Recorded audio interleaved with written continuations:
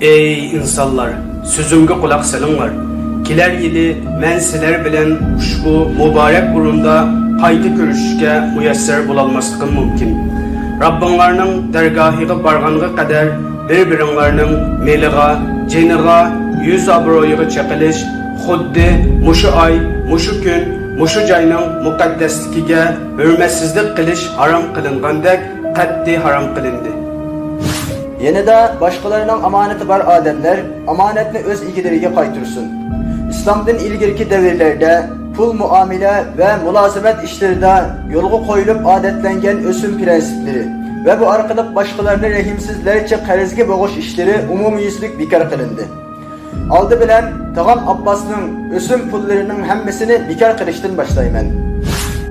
Cahiliyet devrine ait mürekkep kan kısas davalarının hemmesi bekar kılındı. Aldı bilen Amir İbni Rabi'nin kan karizini bekar kılıştın başlayman. Cahiliyet devrideki ictimai tüzüm ve örüp adetlerden mukaddes Kabe'ni idare kılış ve zemzem suyunu başkurup tarkıtış katarlık işlerden başka barlık tüzümler bekar kılındı. Ey insanlar! Melun şeytan bu yurtta ademlerini Allah'tan başka mabutlara o bende buluşup şükürtüp taptın çıkılıştın ümidini üzdü. Lekin o her daim sizler küçük sanaydıgan bazı işler doğrusunda sizlerini kaymık durup yüzüge tedrici boysunduruşunun koyudu buludu. Ezer eylanlar! Ey insanlar, sizlerning ayollarınlar to'g'risida qat'iy rioya qilishga tegishli muhim mas'uliyatinglar bor.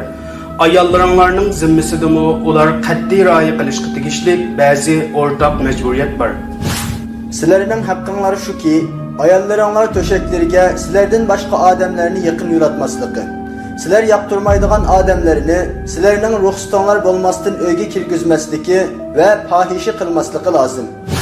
Bu ba'da ayollar beparvolik qilib yuqorida deyilgan mas'uliyatlardan birazini ado qilolmay qolsa, Alloh taolo sizlarni ularni ching tutishga, yenik qilib ularni uydan qo'g'lab ko'chaga chiqarib tashlamaslikka buyuradi. Achchig'inglar yanguncha ular bilan vaqtliq uy ayirib yashash va ularni yeniklab adablab qo'yishga ruxsat qiladi. Agar ular niyatidan inib sizlarga bo'ysunsa, ularni yemek-ichmak va kiyim-kechak bilan ta'minlanglar. Ayollar sizlarning amronlar bo'lib, sizlardan boshqa uylanchiki yo'q. Ularni Allah'ın emanet kılıp aldыңlar. Ularni nikah arkalık özünlerine halal kıldыңlar. Ayollar doğrusunda Allah'tan korkunlar. Ayollarga yaxşılık kılış doğrusundaki vasiyetlerini kabul kılınlar. Hey insanlar! Müminler kıyırındaştır. Lekin şundaqtımı birovning öz ixtiyor bilan bermegenmeli hiç kimge halal emas. Mendan keyin murtad bo'lib bir-biringlarni o'ltirib kafir bo'lmanglar. Men sizlarga Allohning muqaddas kitobi bo'lgan Qur'on Karim va uning payg'ambarining ta'limoti bo'lgan pok sunnatni qoldirib ketdim.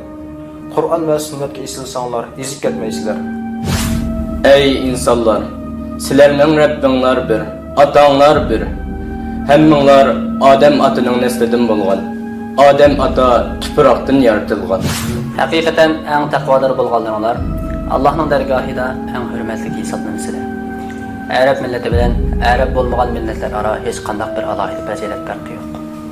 Kim taqvodor bo'lsa, şu en özel kişidir.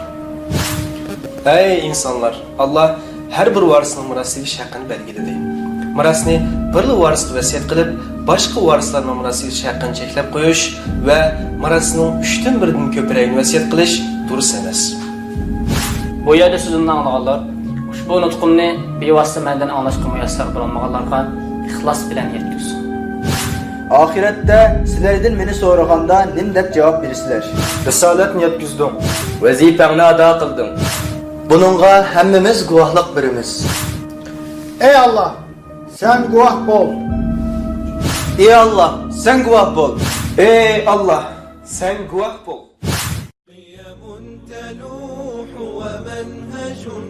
يتألق دغر هنا تبدو كشمس تشرق يهدي لنا هديا بديعا مبهرا من سنة الهادي